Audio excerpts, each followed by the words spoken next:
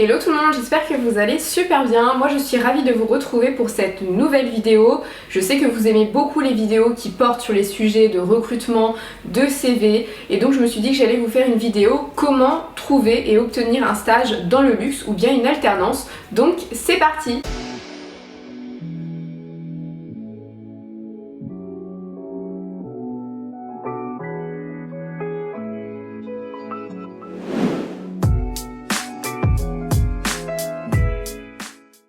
Avant de commencer la vidéo, n'hésitez pas à me rejoindre sur Instagram puisque cette idée de vidéo est liée à Instagram, donc n'hésitez pas à me suivre là-bas sous le même nom, Melissa Métismo 2. C'est vraiment là qu'on va échanger, qu'on va discuter, que vous allez pouvoir me poser l'ensemble de vos questions.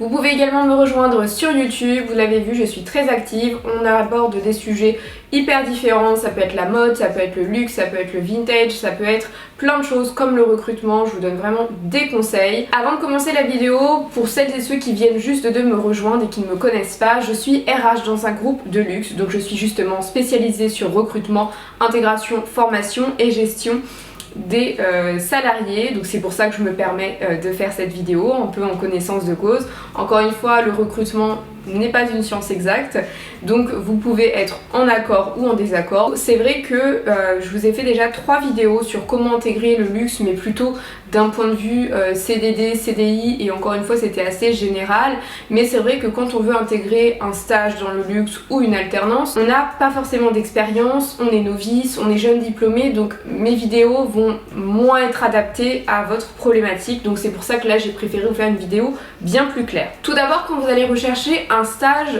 dans le luxe, donc en ce moment nous sommes en pleine pandémie de Covid, ce qui a énormément impacté les sociétés de luxe, les groupes de luxe en général. Alors là il y a une petite reprise qui s'annonce parce qu'on arrive dans les fêtes de fin d'année, mais en tout cas rien n'est moins sûr. La majorité des postes et des recrutements sont gelés, donc si jamais vous ne trouvez pas actuellement, c'est encore une fois pas forcément lié à votre candidature, mais lié au contexte actuel qui est très compliqué. Surtout qu'on prévoit une reprise uniquement à partir de cet été, donc été 2021 j'entends. Néanmoins cette vidéo pourra tout de même vous servir parce qu'il y a bien un moment donné où on va reprendre, je l'espère. Donc concernant l'univers du luxe, pour un stage ou bien pour une alternance. Pour une alternance, cela va dépendre du poste, mais effectivement on va demander des diplômes bien particuliers, mais cela va dépendre du poste. Si c'est un poste plus au siège, type communication, marketing, RH, commercial, on va vous demander une alternance pour un diplôme Bac+4, Bac+5. Néanmoins, si c'est de la vente type conseiller de vente, un BTS MUC suffit, un BTS vente, un bachelor management du luxe, donc plutôt un Bac+2, Bac+3, ça suffit amplement. Est-ce que l'on a des préférences en fonction des écoles? Alors, oui et non. En général, j'ai plutôt tendance à vous dire oui, que l'on a des préférences. Je ne vous cache pas que en tant qu'RH, avoir sur son CV Panthéon-Assas, Sorbonne ou Dauphine, c'est une énorme plus-value, mais on n'est pas non plus fermé. Ça va dépendre également du profil, de votre expérience, de votre personnalité, mais effectivement, essayez de choisir une école plutôt bien notée et plutôt bien réputée. Donc, si vous voulez préparer des postes plutôt en communication, en vente, en marketing, je sais que l'école Élisée Marbeuf est une école qui fonctionne très bien et qui travaille avec énormément de groupes, dont le mien, mais également LVMH ou encore Chanel. Donc c'est quand même très réputé sur la place parisienne. Après au niveau des écoles, j'ai envie de vous dire en province, cela diffère, ça va vraiment dépendre de vous. Donc faites bien vos recherches pour voir si c'est bien noté. Donc ça c'est mon premier conseil. Deuxième conseil, si vous avez une super école, que vous préparez un très bon diplôme mais que vous n'avez pas le niveau d'anglais, et bien malheureusement ça va coincer. On va demander un anglais qui est bon. Vous allez me dire oui mais moi c'est pour de l'alternance, c'est pour un stage donc je vais apprendre. Oui mais c'est une compétence qui est nécessaire. C'est vrai qu'on va pas vous demander d'être bilingue. Si vous êtes bilingue tant mieux. Mais en tout cas même si c'est un stagiaire ou une stagiaire, on va quand même vous demander un bon niveau d'anglais. Pourquoi? Parce que si vous êtes en vente, que vous soyez en stage ou en CDI, ça ne va pas changer. Le client il sera international, il sera étranger. Et la langue anglaise et la langue universelle. Et idem dans les bureaux. C'est vrai que dans les bureaux, encore une fois, ça va dépendre de votre poste. Il y a certaines missions où l'anglais va moins primer, mais en général, on va quand même vous demander un bon niveau. Donc dites-vous que c'est pas pour vous embêter, mais c'est surtout que ça risque de vous bloquer dans vos missions, et le but d'un stage est d'avoir un bon rapport de stage, d'avoir une très bonne recommandation. Si votre stage malheureusement se passe mal, vous n'allez pas avoir une bonne recommandation et la ligne luxe n'aura finalement servi à rien. Donc la priorité également, mon deuxième conseil, c'est de bien travailler son niveau d'anglais. Je vous ferai une vidéo plus complète sur comment progresser en anglais, parce que c'est vrai qu'avant d'intégrer l'univers du luxe, 2 ans auparavant, j'avais un mauvais niveau d'anglais, j'étais à un niveau intermédiaire, en tout cas j'étais incapable de travailler en anglais, et qu'aujourd'hui je suis fluente. Vous me demandez souvent, est-ce qu'une autre langue peut fonctionner? Alors, même si vous avez une autre langue, elle ne va pas se substituer à l'anglais. Donc si vous avez une troisième langue, c'est bien. Moi par exemple je parle espagnol, mais ça va pas se substituer. Il faudra toujours parler l'anglais. Les langues qui vont être recherchées dans le luxe, alors j'ai envie de vous dire, avant crise du Covid, c'était le mandarin, l'arabe littéraire également. Ça va reprendre, donc ce sont toujours des langues qui sont très demandées. Le russe un peu moins, parce qu'on a moins en moins d'une clientèle russe, mais c'est toujours une langue qui est importante. L'espagnol également. J'ai envie de vous dire, toutes les langues sont importantes, mais en tout cas les 4 que je vous ai cités sont les principales. Et également le portugais, puisqu'on a une clientèle brésilienne importante. Concernant un stage ou une alternance, au niveau de l'expérience que l'on va demander, forcément on se doute bien que si vous postulez pour un stage ou pour une alternance, c'est que vous avez envie d'apprendre et que vous n'avez pas forcément d'expérience. Donc on n'est pas ultra exigeant. Si vous avez l'anglais et une superbe école et qu'en plus on voit que votre CV est intéressant et que vous êtes dans l'univers du luxe, ça peut fonctionner. Mais c'est vrai que si vous avez déjà une première expérience dans le retail c'est la vente. Donc même si vous voulez un poste en communication, en marketing, en RH, peu importe que ce soit siège ou en plus si c'est en vente, il vaut mieux avoir une expérience en vente. Moi par exemple j'ai travaillé en vente pendant des années avant d'intégrer mon secteur. C'est la base en fait, c'est la base. Dans la pyramide, c'est le poste stratégique, c'est la vente, parce que pourquoi on recrute du personnel? On recrute des vendeurs, on recrute des conseillers de vente. Pourquoi on fait une stratégie marketing? Pour que les produits se vendent mieux. Pourquoi on fait des... Vous voyez, tout est fait dans le but de vendre. Donc si vous avez une expérience en vente, ça va vous permettre premièrement d'apprendre et de maîtriser les codes du luxe, le savoir-être, la posture, le vocabulaire. La deuxième chose, comprendre la clientèle, et donc vous allez être beaucoup plus pertinent en entretien. Et troisième chose, c'est toujours valorisant d'avoir cette expérience, parce que dans vos missions ensuite, que ce soit en vente ou sur d'autres postes, vous allez savoir de quoi parler, et puis vous allez surtout avoir une première ébauche, une première idée de l'entreprise, de la marque, etc. Donc avant de commencer à postuler pour un stage ou pour une alternance, c'est bien que vous ayez une expérience en vente. Ça n'est pas forcément dans le luxe, ça peut être aussi une expérience en vente premium, ça peut être SMCP, ça peut être The Couples, ça peut être les grands magasins, peu importe, mais au moins cette ligne-là. Également, quand vous avez l'envie, l'ambition de rejoindre un groupe de luxe, dites-vous que vous êtes énormément à postuler. Donc comment on fait pour avoir un stage? C'est vrai que la première chose, c'est la chance, et c'est surtout son réseau. Moi par exemple dans mon groupe, et ça fait des années que c'est comme ça, et même dans d'autres sociétés, on fonctionne énormément par la cooptation. Donc qu'est-ce que la cooptation? Par exemple, vous avez une amie qui recherche un stage, vous travaillez déjà dans le groupe, et vous allez donner le CV à la RH, et vous savez que déjà elle est sûre d'être appelée, cette personne-là, elle est quasi sûre d'avoir un entretien, et forcément elle a plus de chances d'être acceptée et validée. Donc c'est vrai que c'est un petit peu, pour certains vous allez me dire oui mais c'est injuste, c'est une réalité, le secteur du luxe est quand même fermé, il est quand même fermé, donc on fonctionne beaucoup par cooptation. Donc si vous avez la chance dans votre réseau d'avoir quelqu'un qui travaille déjà dans le luxe, j'ai envie de vous dire, n'hésitez pas à y aller par culot, à être culotté, à vous dire mais attends, moi je rêverais d'intégrer, je suis sérieuse. Vraiment n'hésitez pas, moi c'est quelque chose que malheureusement je n'avais pas de réseau, je viens pas du tout du milieu du luxe, donc j'ai fait une autre façon, c'est d'intégrer petit pas à petit pas, c'est d'intégrer d'abord la vente et de vous faire un réseau comme cela. Et la deuxième chose pour se créer un réseau, c'est LinkedIn. Donc certains vont me dire non mais LinkedIn c'est nul, c'est un Facebook professionnel. Oui, mais ça fonctionne extrêmement bien. Déjà, vous avez une partie LinkedIn Jobs, donc vous avez des offres d'emploi. Et par exemple, le poste que j'occupe actuellement, c'est parce que j'ai postulé sur LinkedIn Jobs. Donc ça fonctionne et j'ai été recrutée très rapidement. Donc ne vous fermez pas en disant ouais, mais moi je suis stagiaire, ça n'a pas marché. Avant ça, n'hésitez pas à rechercher sur internet les RH des groupes de luxe qui vous intéressent et vous les ajoutez. c'est pas agressif puisque vous demandez une demande, enfin vous faites une demande d'ajout. Donc soit elle est en droit de refuser, soit elle est en droit d'accepter. C'est pas comme un message ou comme, c'est pas aussi intrusif que l'on peut penser. Mais en tout cas n'hésitez pas à faire cela parce qu'en fait plus vous allez avoir de personnes dans ce secteur-là, plus LinkedIn va vous proposer à des personnes dans ce secteur-là et petit à petit votre réseau va augmenter. Donc moi je dois être à 7000 relations et ça peut vraiment servir. Ça peut servir parce que déjà une RH qui va taper votre profil et qui va voir que vous avez 20 relations en commun, elle va dire ah bah tiens ça m'intéresse. C'est un peu comme vous sur Facebook, quand vous voyez qu'il y a une personne qui est amie avec 43 de vos amis, vous dites bah il y a peut-être plus de chances que je le connaisse. Vous voyez, c'est un petit peu ce principe-là. Une fois que la RH ou que l'opérationnel, ça peut être également un manager, vous a accepté dans son réseau. D'ailleurs, faites RH, mais faites surtout opérationnel parce que les opérationnels ont moins de messages. Donc si vous voulez par exemple un poste en vente, regardez Store Manager ou Manager de la marque qui vous intéresse. Et une fois qu'il vous a accepté, envoyez-lui un petit message sympa, pas trop culotté, pas trop agressif, mais en disant bah voilà, bonjour, je suis ravie que vous fassiez partie de mon réseau LinkedIn, merci d'avoir accepté ma demande, je suis très intéressée par votre entreprise, vous citez une petite actualité dans le mail, et vous dites à tout hasard, est-ce que vous rechercheriez des stagiaires?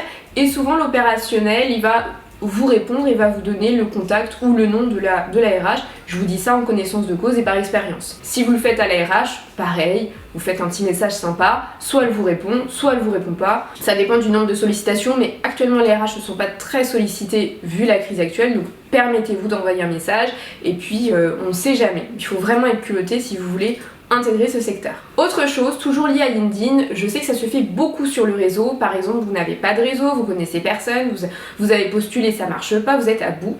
Et ben faites quelque chose d'hyper créatif, par exemple une petite vidéo de présentation sous forme de film ou sous forme de CV animé, ça peut être n'importe quoi. Vous le partagez dans votre réseau en disant ben voilà ce que je recherche, partagez et likez. Et en fait vous allez remonter dans le fil d'actualité, un peu comme Instagram. Il y a un algorithme qui se fait, il y aura sûrement des professionnels qui vont vous partager. Moi je sais que je le fais très régulièrement et je vois plein de personnes de mon réseau le faire. Ça fonctionne parce que vous allez forcément taper dans l'œil de quelqu'un qui va vous dire oh, bah tiens j'ai vu que vous recherchez un stage, bah moi ça peut m'intéresser, ça peut être vraiment sympa, etc. Donc n'hésitez pas à le faire, soyez créatifs, faites attention à avoir une bonne élocution, une bonne présentation, que ce soit physique ou même au niveau de la façon de vous exprimer. Faites attention à ça, pas de faute d'orthographe et je suis sûre que ça fonctionnera puisque ça a fonctionné pour plein de personnes. Une fois que ça a fonctionné ou pas, n'hésitez pas à relancer ou à remercier votre réseau. Si jamais tout cela, soit vous n'osez pas le faire, soit vous ne pouvez pas le faire pour X ou Y, Z, il y a également le CV et la lettre de motivation, ça reste primordial, c'est la première chose que vous devez faire. Maintenant, ça ne se fait pas n'importe comment. Déjà, le CV, c'est très important. Vous m'envoyez très régulièrement des CV sur Instagram. J'essaie évidemment de vous répondre rapidement et de tous les corriger, mais j'en reçois beaucoup en toute transparence, ça me fait plaisir. Et bien souvent, vous avez vu ma vidéo YouTube, mais vous n'avez pas forcément mis en application certaines choses. Donc je vous invite à regarder cette vidéo parce qu'elle est très complète et elle vous donne plein d'éléments. Comme la première chose, si votre CV n'est pas accrocheur physiquement, il est en noir, il est en blanc, il n'y a pas de couleur, il n'y a pas de photo, il n'est pas vivant, dites-vous que quand on va mettre une annonce pour un stagiaire ou pour une alternance, sans mentir, en quelques heures, je peux avoir 200, 300 candidatures. Vous vous doutez bien qu'en tant qu'être humain, c'est juste pas possible de regarder autant de CV. On va faire des filtres par rapport au diplôme, par rapport aux langues. C'est pour ça que je vous dis qu'il faut vraiment maîtriser l'anglais parce que quand je vais faire mes recherches, je vais mettre anglais, je vais mettre les différents niveaux qui vont m'intéresser. Si vous ne faites pas partie du niveau, on switch. Donc c'est aussi pour ça que dans cette vidéo YouTube où je corrige vos CV, je vous donne quels mots utiliser au niveau de l'anglais par exemple. Mais il faut que votre CV il soit artistique, il soit créatif, sans être too much, il faut que ça reste professionnel, mais qui soit accrocheur. Idem, au niveau de vos expériences professionnelles, au niveau de vos hobbies, de vos intérêts, soyez différents, différenciez-vous. Pourquoi? Parce que l'être humain déjà par définition il est différent, on n'est pas tous égaux, on n'est pas tous les mêmes. Et malheureusement dans les CV je vois à chaque fois la même chose, centre d'intérêt, shopping, mode, fitness, à chaque fois, et cinéma.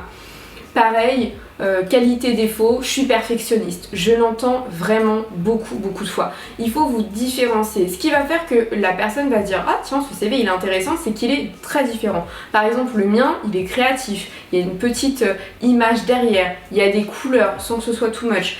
Il y a des onglets bien définis. Au niveau de mes centres d'intérêt, ça va être des centres d'intérêt, j'imagine. Il y aura forcément quelqu'un sur cette planète qui aura les mêmes que moi, évidemment. Mais une dernière expo, un dernier livre. Les expériences professionnelles, pareil, il ne faut pas que ce soit une seule ligne. Étoffé, qu'est-ce que vous avez appris, qu'est-ce que vous avez développé. Et n'hésitez pas à regarder la fiche de poste et à faire des similitudes. Évidemment, il faut que ce soit réel. Mais imaginons, vous postulez à un stage concert de vente, luxe, grand magasin, et vous avez travaillé chez Sandro dans les grands magasins. Hop, vous faites un parallèle. Vous voyez ce que je veux dire? Et ensuite, au niveau de la lettre de motivation, dites-vous que la lettre de motivation, généralement, on la lit pas trop. C'est de moins en moins fait parce que vous imaginez 300 CV, si on doit lire 300 lettres de motivation, c'est juste pas possible. Mais en tout cas, si vous faites des candidatures spontanées ou si c'est de la cooptation, là, une lettre de motivation, généralement, est plutôt demandée. Comment on fait une lettre de motivation? Première chose, prendre le titre exact du stage pour lequel vous postulez. Il ne faut pas que ce soit de l'à peu près. Donc enregistrez bien vos recherches de stage. Je vais y revenir tout à l'heure.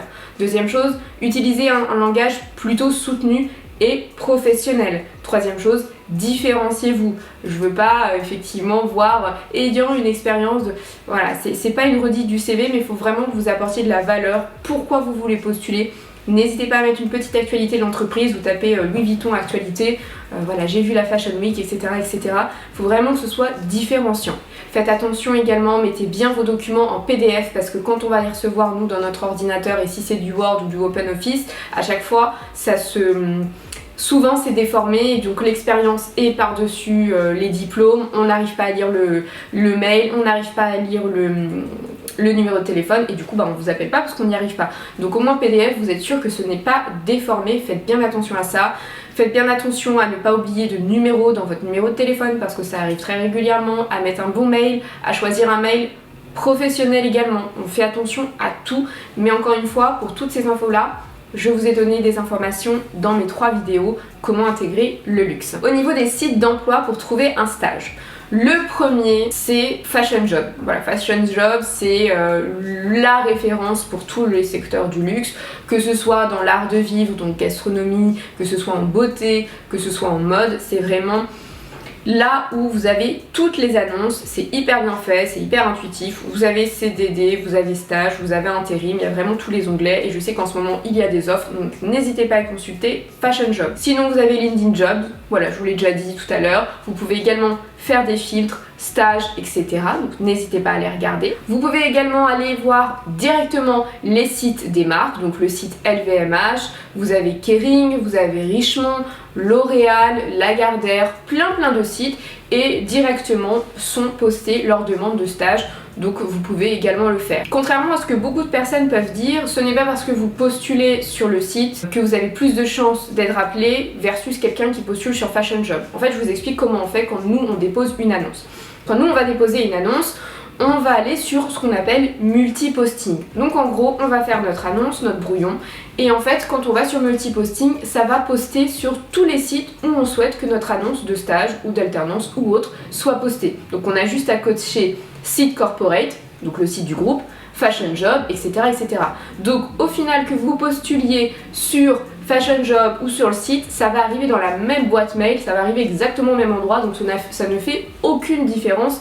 Donc ne vous dites pas, je vais postuler uniquement sur le site des marques parce que ça va arriver directement dans la boîte mail des RH. Ce n'est pas vrai, ça va arriver sur notre outil que l'on utilise, mais peu importe la source, ça change strictement rien. Troisième site qui est vraiment bien, Indeed, parce que c'est le premier site d'emploi, parce qu'en fait il va récupérer toutes les offres d'emploi de stage qui ont été déposées sur le web et il va tout mettre sur Indeed. Donc soit vous pouvez postuler directement sur Indeed, soit il va vous renvoyer au site, mais en tout cas c'est pas mal parce que ça vous permet d'avoir une vision globale de toutes les offres et je peux vous assurer que grâce à Indeed vous allez trouver parfois des offres d'emploi que vous n'avez même pas vues sur les sites ou en recherchant parce que c'est vraiment très bien comme site. Vous avez également Fashion United, donc qui est un peu moins utilisé, qui est plutôt utilisé pour les postes dits à valeur ajoutée, c'est-à-dire des postes vraiment très hauts, type directeur commercial, PDG, etc. Donc il y a peut-être moins, après, encore une fois, ils essaient de se positionner en tant que concurrent de Fashion Job. On peut avoir de bonnes surprises et de trouver une offre d'emploi pour un stage. Vous avez également le site Joblux que j'ai jamais utilisé mais que je connais, donc n'hésitez pas à aller voir. Après ça dépend du budget. là je vous parle en technicité, mais au moins ça vous donne de la matière. Quand vous êtes une entreprise et que vous postez une offre d'emploi sur Fashion Job, ça coûte très cher. Job luxe, je pense que ça doit coûter un peu moins cher. Donc si par exemple c'est une maison de luxe mais qui a un peu moins de moyens parce que c'est une maison indépendante, parce qu'il ne faut pas vous dire je veux intégrer que des grands groupes de luxe, vous avez aussi des petites marques qui sont moins connues et qui sont pourtant des pointures. Je pense notamment à Schiaparelli, j'en parlerai dans une autre vidéo. Donc n'hésitez pas à les regarder. Si vous recherchez un poste dans le luxe mais en beauté, Beauté Job c'est vraiment une référence. Moi je sais que quand je recrute des make-up artistes ou des ambassadrices de marques de luxe, je vais toujours sur Beauté Jobs et c'est hyper qualitatif. Concernant les candidatures spontanées, parce que vous avez été nombreuses et nombreux à me dire mais moi Issa je vais faire des candidatures spontanées.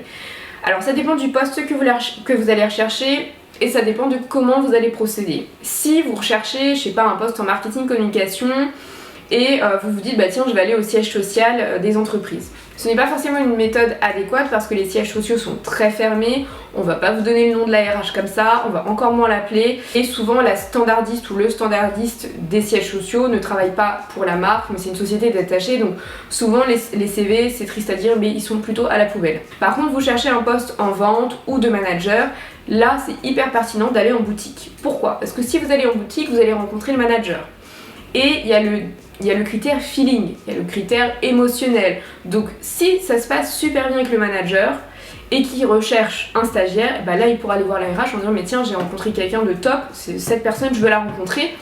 Encore une fois, l'opérationnel c'est le client de la RH. Donc si le manager dit mais moi c'est ce stagiaire que je veux, bah forcément la RH va le rencontrer. Donc là ça a du sens. Par contre il ne faut pas négliger sa venue, négliger sa candidature spontanée. Si vous allez en boutique pour déposer un CV, que votre CV il y a de l'huile dessus, qu'il est sale, qu'il est tout mouillé, tout froissé, je vous dis ça en retour d'expérience, bah dites-vous que votre CV il va pas aller bien loin. Ensuite la deuxième chose, si vous arrivez avec une attitude nonchalante, vous n'êtes pas apprêté, vous n'êtes pas en tenue professionnelle, pareil, vous n'allez pas marquer les esprits. Si vous vous exprimez de façon non adéquate, non professionnelle, pareil, il faut vraiment travailler votre venue comme un entretien finalement. Une attitude hyper pro, hyper... vraiment un bon savoir-être, très classieux et au moins vous marquerez les esprits. La candidature spontanée n'est pas à négliger parce que très souvent j'ai des managers qui me déposent les CV qu'ils ont rencontrés en boutique avec qui ça a bien fité et franchement je peux vous dire que je les appelle de suite parce qu'il y a déjà un premier filtre qui a été fait et ensuite je me contente de faire un entretien téléphonique donc c'est vraiment quelque chose qui peut fonctionner. Justement, en parlant d'entretien téléphonique, là aussi ce n'est pas du tout à négliger, je vous en ai déjà parlé plein de fois, mais quand vous allez postuler à une offre de stage ou d'alternance, enregistrez-la, vous la mettez sur Word, vous la mettez dans un fichier, vous mettez le nom. Pourquoi? Parce qu'en fait, nous quand on va vous appeler, on va vous poser des questions. Qu'est-ce qui vous a intéressé sur le poste? Qu'est-ce que vous pensez de cette mission-là? Sauf que si vous vous en souvenez plus, vous n'allez pas passer à l'étape supérieure, d'accord? Donc il faut vraiment que vous enregistriez. C'est pas grave si vous n'êtes pas tout de suite opérationnel, si vous n'êtes pas disponible. Si vous êtes en plein shopping, vous dites juste à l'RH, écoutez, là pour l'instant malheureusement je ne suis pas disponible, est-ce que vous avez d'autres disponibilités? Et au moins le moment où elle vous appelle, hop, je suis devant mon ordinateur, j'ai mon offre d'emploi et je suis d'attaque. Et si vous êtes disponible, pareil. Oui, je suis madame de l'entreprise. Ah oui, effectivement, j'ai postulé et pendant qu'elle vous parle, tac, je me remets sur mon annonce et je balaye les différents points. Là, au moins, en faisant ça, vous êtes quasiment sûr et certain que vous allez passer à l'entretien physique. Pour l'entretien physique, c'est comme l'entretien téléphonique, on travaille son savoir-être, son élocution, tout simplement son professionnalisme, on arrive avec un cahier, on prend des notes, on a un stylo, une poignée de main ferme. Au niveau de la tenue, on est dans la mode, on est dans le luxe, forcément vous n'êtes pas obligé d'arriver dans un look très classique. Par exemple quand moi j'étais chasseuse de tête, j'étais sur la division mode, retail, luxe, cosmétique et mes collègues étaient sur d'autres secteurs et je peux vous dire que rien qu'à la tenue, ils savaient que l'entretien était pour moi ou non. Donc c'est un des seuls secteurs où vous pouvez un petit peu vous amuser et être tendance. Donc vous pouvez vraiment vous différencier mais toujours en étant professionnel. faites vraiment attention. Je vous ai fait une vidéo justement sur 4 tenues d'entretien d'embauche tendance mais professionnelles. Ça fait partie de mes premières vidéos, n'hésitez pas à les regarder, ça vous donne un petit peu une idée. Et ensuite à chaque fin d'entretien, n'hésitez pas à envoyer un mail de remerciement sur le temps qu'elle a passé avec vous ou qu'il a passé avec vous. Reprendre les points clés de la fiche de poste et dire pourquoi ça vous intéresse. Je peux vous assurer que peu de personnes le font, mais pourtant ça fait toujours une petite note en plus. Voilà pour tous mes conseils pour trouver un stage et avoir beaucoup plus de chances d'être choisi. J'espère que cette vidéo vous aura aidé, qu'elle vous aura plu. N'hésitez pas à me donner votre avis, n'hésitez pas à me poser des questions si nécessaire. Et moi, quant à moi, je vous dis à très bientôt, je vous fais des gros bisous. Bye bye!